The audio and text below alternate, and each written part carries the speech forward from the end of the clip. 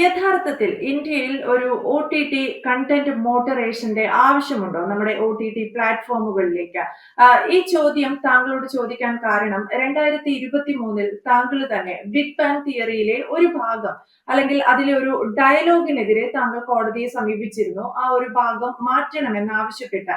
അതുകൊണ്ട് തന്നെ ഇപ്പോഴും താങ്കളുടെ ഒരു നിലപാടനുസരിച്ച് അല്ലെങ്കിൽ താങ്കളുടെ ഒരു അഭിപ്രായത്തിൽ നമ്മൾ ഈ OTT പ്ലാറ്റ്ഫോമുകളിൽ ഒരു കണ്ടന്റ് മോഡറേഷൻ ആവശ്യമുണ്ടോ?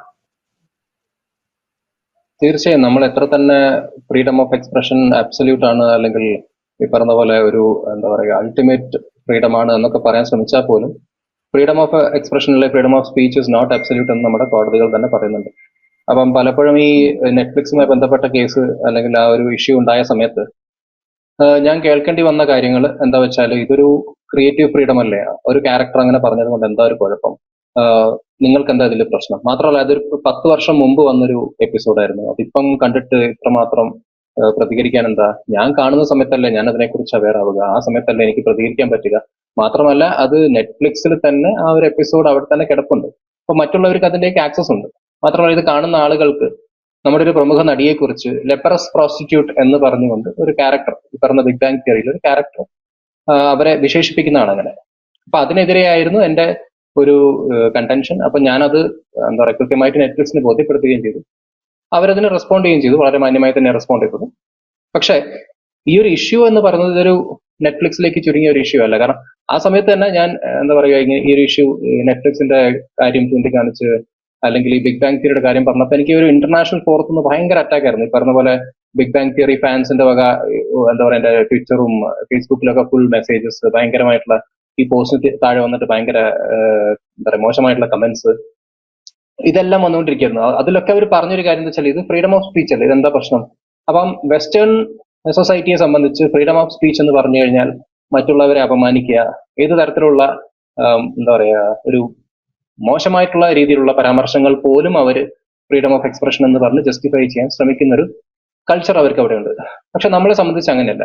നമുക്കൊരു എന്താ പറയുക ഒരു ഡൈവേഴ്സ് സൊസൈറ്റിയാണ്. അവിടെ പല കൾച്ചേഴ്സ് ഉണ്ടാവും, പല സെന്റിമെന്റ്സ് ഉണ്ടാവും. അപ്പൊ എല്ലാ സെന്റിമെന്റ്സിനെയും ചേർത്ത് പിടിച്ച് കൊണ്ടുപോവുക എന്നതാണ് നമ്മുടെ രാജ്യത്ത് നമുക്ക് ഏറ്റവും ഉചിതമായിട്ടുള്ളൊരു കാര്യം. അപ്പം മാധുരി ദീക്ഷിത്തിന്റെ കാര്യം വന്നപ്പോൾ ഇത് തന്നെയായിരുന്നു. ഈ പറഞ്ഞ പോലെ UK, US, ബ്രസീൽ അവിടെ ഇവിടെയൊക്കെ ഉള്ള എല്ലാവരും കൂടെ ചേർന്നിട്ട് ഭയങ്കര അറ്റാക്ക് ആയിരുന്നു. ബട്ട് എന്റെ ആ സ്റ്റാൻഡിൽ തന്നെ ഞാൻ ഉറച്ചു നിന്നു. അതിനുശേഷം ഉണ്ടായ കുറെ ഡെവലപ്മെന്റ്സ് ഉണ്ട്. അപ്പൊ അതിലേക്ക് വേണം നമുക്ക് ഓരോന്നോരോന്നായിട്ട് പോയിക്കൊണ്ടിരിക്കാൻ. ഈ ഒരു മാധുരി ദീക്ഷിത്തിന്റെ അല്ലെങ്കിൽ ഈ ബിഗ് ബാങ് തിയറിയുടെ ഈ ഒരു ഇൻസിഡന്റ് ഉള്ളത് കൊണ്ട് മാത്രമാണോ ഇപ്പോഴും ഉറച്ചു നിൽക്കുന്നത് OTT പ്ലാറ്റ്ഫോമുകൾക്ക് കണ്ടന്റ് മോഡറേഷൻ ആവശ്യമാണ് എന്നുള്ള കാര്യത്തില്? അല്ല, അതിന്റെ ഒരു എന്താ പറയാ ഒരു കോർ ഐഡിയ എന്ന് പറഞ്ഞു കഴിഞ്ഞാൽ OTT പ്ലാറ്റ്ഫോംസ് റെഗുലേറ്റ് ചെയ്യപ്പെടണം എന്നതാണ്. അപ്പൊ അതിനുണ്ടായ എന്റെ ഒരു പേഴ്സണൽ എക്സ്പീരിയൻസ് ആയിരുന്നു മാധുരി ദീക്ഷിത്തിന്റെ ആ ഒരു ഇഷ്യൂ. പക്ഷേ ഈ പറഞ്ഞ പോലെ OTT-കൾക്ക് സിനിമയെ പോലൊരു കൃത്യമായിട്ടുള്ള ഒരു മോഡറേഷൻ സംവിധാനം ഇല്ല. OTT ഇപ്പോഴും പൂർണ്ണമായിട്ടും അൺസെൻസേർഡ് ആണ്. കാരണം ഈ CBFCയെ പോലെയുള്ള റെഗുലേറ്ററി ബോഡീസോ അല്ലെങ്കിൽ അങ്ങനെ ഒരു റെഗുലേറ്ററി സംവിധാനത്തിലൂടെ ഒന്നും അല്ല OTT പോയിക്കൊണ്ടിരിക്കുന്നത്. പ്ലാറ്റ്ഫോമിൻ്റെതായിട്ടുള്ള ഒരു ഇന്റേണൽ മോഡറേഷൻ ഒക്കെ അവർ എന്താ പറയുക ഇംപ്ലിമെന്റ് ചെയ്തിട്ടുണ്ടെങ്കിൽ പോലും അതിനൊരു കോമൺ ആയിട്ടുള്ള റെഗുലേഷൻസ് ഇല്ലാത്തൊരു എന്താ പറയുക എപ്പോഴും തുറന്നു കിടക്കുന്ന ഒരു പ്ലാറ്റ്ഫോമാണ് ഈ പറഞ്ഞ പോലെ OTT-കൾ. അപ്പൊ എല്ലാ ഏജ് ഗ്രൂപ്പിൽപ്പെട്ട ആളുകൾക്കും കോണ്ടന്റ് അവൈലബിൾ ആണ്. അവരതിൽ പാരന്റൽ കൺട്രോൾസ് എന്നൊക്കെ പറഞ്ഞ് ഒരു ഫീച്ചർ കൊടുക്കുന്നുണ്ടെങ്കിൽ പോലും ഈ ഫീച്ചേഴ്സ് പലപ്പോഴും എന്താ പറയുക ബൈപ്പാസ് ചെയ്യാൻ പറ്റുന്നതാണ്. അത് എത്രത്തോളം പേരൻസ് ഇതിനെക്കുറിച്ച് അവെയർ ആണ്, അല്ലെങ്കിൽ ഏതൊക്കെ പേരൻസ് ആണ് ഇത് ഇംപ്ലിമെന്റ് ചെയ്യുന്നത്, അല്ലെ അവരെ കുട്ടികളുടെ ഫോണിലൊക്കെ ഈ പേരന്റൽ കൺട്രോൾ ഒക്കെ ഇംപ്ലിമെന്റ് ചെയ്യുന്ന പേരൻസ് എത്ര പേരുണ്ട്, ഇതൊക്കെ എപ്പോഴും വളരെ ഡിബേറ്റബിൾ ആയിട്ടുള്ള കാര്യമാണ്. അപ്പൊ അതുകൊണ്ടൊരു കോമൺ ആയിട്ടുള്ള ഒരു റെഗുലേറ്ററി മോഡലിന്റെ അണ്ടറിൽ ഇതിനെ കൊണ്ടുവരിക. കാരണം ഈ പ്രശ്നം എന്താ വെച്ചാൽ ഇപ്പം ഈ പറഞ്ഞ പോലെ ക്രൈം, ഡ്രഗ്സ്, സെക്ഷൽ എക്സ്പ്ലോയിറ്റേഷൻ ഇതെല്ലാം വളരെയധികം ഗ്ലാമറൈസ് ചെയ്യുന്ന ഒരു സിസ്റ്റത്തിലേക്ക് നമ്മൾ മാറിക്കൊണ്ടിരിക്കുകയാണ്. അതിൽ പലപ്പോഴും OTT വലിയൊരു പങ്ക് വഹിക്കുന്നുണ്ട്. അപ്പൊ അവിടെ ഒരു മോഡറേഷൻ ഇല്ലാതെ കോണ്ടന്റ് കടന്നു പോകുന്നത് കൊണ്ടാണ് പലപ്പോഴും ഇങ്ങനെയുള്ള കാര്യങ്ങളൊക്കെ ഈ പറഞ്ഞ പോലെ ഡ്രഗ് ഇഷ്യൂസ്, ക്രൈം ഇതൊക്കെ ഒരു ഡീസെൻസിറ്റൈസേഷനിലൂടെ പോയിക്കൊണ്ടിരിക്കുന്നത്. അപ്പൊ ഇതൊക്കെ കുറച്ചു കാലം കഴിയുമ്പോൾ നമ്മൾ ഈ സ്ഥിരം ഇതുപോലുള്ള കോണ്ടന്റ് കണ്ടു കഴിഞ്ഞാൽ ഇതൊക്കെ നോർമലാണ് എന്നൊരു തോന്നൽ നമുക്ക് തന്നെ വന്നു തുടങ്ങും. അപ്പൊ അങ്ങനെയുള്ള പ്രശ്നങ്ങൾ നമ്മുടെ സമൂഹത്തിനെ ബാധിക്കാതിരിക്കാൻ വേണ്ടിയിട്ടാണ് നമുക്ക് എപ്പോഴും ഒരു സെൻസിബിൾ ആയിട്ടുള്ള ഒരു എന്താ പറയുക ഒരു റെസ്പോൺസിബിൾ ആയിട്ടുള്ള ഒരു കോണ്ടന്റ് മെക്കാനിസം, ഒരു കോണ്ടന്റ് മോഡറേഷൻ മെക്കാനിസം. അത് കോണ്ടന്റ് പ്രൊഡ്യൂസ് ചെയ്യുന്നവരാണെങ്കിലും പബ്ലിഷ് ചെയ്യുന്നവരാണെങ്കിലും എല്ലാവർക്കും ഇത് ബാധകമാണ്. ഇത്തരം ഈ ഒരു കണ്ടന്റ് മോഡറേഷൻ എല്ലാവർക്കും ബാധകമാണെന്ന് പറയുമ്പോഴും നമ്മുടെ രാജ്യത്ത് നിലനിൽക്കുന്ന ഒന്നുണ്ട്. അതിന് പൊതുവെ നമ്മളൊക്കെ ഓമന പേരിട്ട് പറയുന്നത് ആവിഷ്കാര സ്വാതന്ത്ര്യം എന്നാണ്. അതിന് മേലുള്ള കടന്നുകയറ്റമാണ് ഇത്തരം കട്ടിങ്ങുകൾ എന്ന് നമ്മൾ പൊതുവെ പറയാറുണ്ട്. പക്ഷെ ഇത് സൊസൈറ്റിയിൽ ഉണ്ടാക്കാൻ പോകുന്ന, ഫ്യൂച്ചറിലെങ്കിലും സൊസൈറ്റിയിൽ ഉണ്ടാക്കാൻ പോകുന്ന ഒരു ഇമ്പാക്റ്റിനെ തന്റെ ഒരു എക്സ്പീരിയൻസിന്റെ പുറത്തുകൂടെയാണ് മിഥുൻ സാർ തുറന്നു കാണിക്കുന്നത്. എന്തുകൊണ്ട് ഇത് റിലീസായ സമയത്ത് പറഞ്ഞുകൂടാ എന്ന് ആളുകൾ ചോദിക്കുന്നിടത്താണ് മിഥുൻ സാറിന്റെ ഒരു സ്റ്റേറ്റ്മെന്റ് അന്ന് അവിടെ പറഞ്ഞത്. ഇത് ഞാൻ കണ്ട സമയത്താണ്, ഞാൻ കാണുമ്പോഴല്ലേ എനിക്ക് അതിലൊരു അഭിപ്രായം പറയാൻ സാധിക്കുകയുള്ളൂ എന്ന്. പക്ഷെ ഞാൻ ചോദിക്കട്ടെ, നമ്മുടെ മലയാള സിനിമയിൽ അടക്കം ഇറങ്ങിയ, പണ്ട് കാലത്തൊക്കെ ഇറങ്ങിയ സിനിമകളിലൊക്കെ ഒരു ഇന്ന് നമ്മൾ ചിന്തിക്കുകയാണെങ്കിൽ ഒരു എന്താ പറയാ, സെൻസർ ചെയ്ത് കളയേണ്ട സാധനങ്ങൾ ഉണ്ടെന്ന് നമുക്ക് തോന്നും. ഒരു എക്സാമ്പിൾ ഞാൻ പറഞ്ഞാൽ, ഞങ്ങൾ സന്തുഷ്ടരാണ് എന്ന് പറയുന്ന ഒരു സിനിമയിൽ അഭിനയിച്ചിരുന്നത് നമ്മുടെ നടി അഭിരാമി അഭിനയിച്ചിരുന്നത് അവരെ ഒരു ടീനേജ് കാലത്താണ്. ഒരു 15-ാമത്തെയോ 14-ാമത്തെയോ ഒക്കെ വയസ്സ്, അല്ലെങ്കിൽ +1 +2 ആ ഒരു കാലഘട്ടത്തിലായിരുന്നു. ഇന്ന് അവര് പറയുന്നത് ആ സിനിമ പൂർണ്ണമായും ഒരു സ്ത്രീ വിരുദ്ധത തുറന്നു കാണിച്ചിരുന്നു എന്ന് ഇന്നാണ് ഞാൻ മനസ്സിലാക്കുന്നത്. ഇന്നായിരുന്നെങ്കിൽ ഞാൻ അത്തരം സിനിമകൾ ചെയ്യില്ലായിരുന്നു എന്ന്. പക്ഷെ അപ്പോഴും കാലങ്ങൾ ഇത്രയും കഴിഞ്ഞിട്ട് നമ്മളൊരു ഇതൊക്കെ എന്താ പറയാ, ഒരു സെൻസറിങ്ങിന് വിധേയമാക്കപ്പെടേണ്ടതായിരുന്നു എന്ന് പറയുന്നതിൽ ഒരർത്ഥമുണ്ടോ?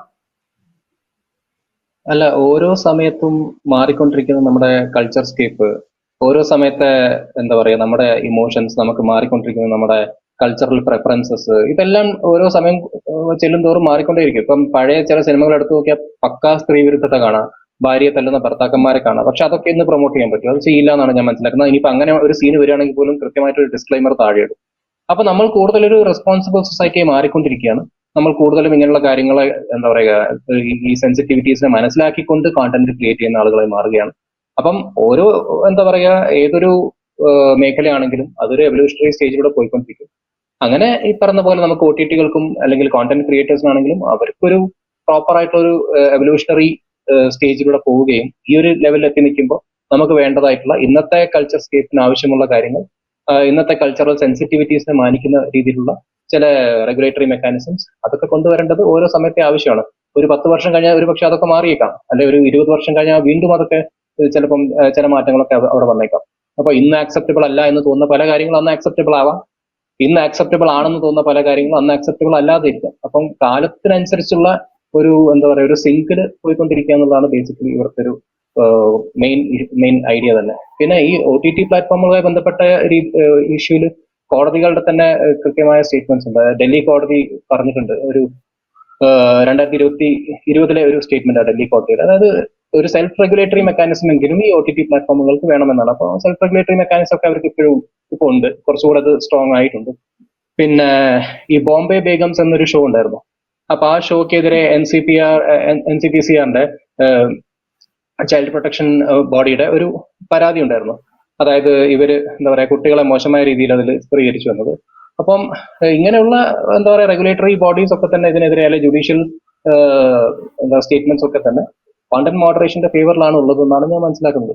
മാത്രമല്ല ഈ താണ്ഡവ് എന്നുപോലുള്ള സീരീസ് വന്നു കഴിഞ്ഞപ്പം അന്ന് അലഹാബാദ് കോടതി ഒരു കൃത്യമായ ഒരു കാര്യം പറഞ്ഞിട്ടുണ്ട്, ഈ freedom of speech is not absolute എന്ന്.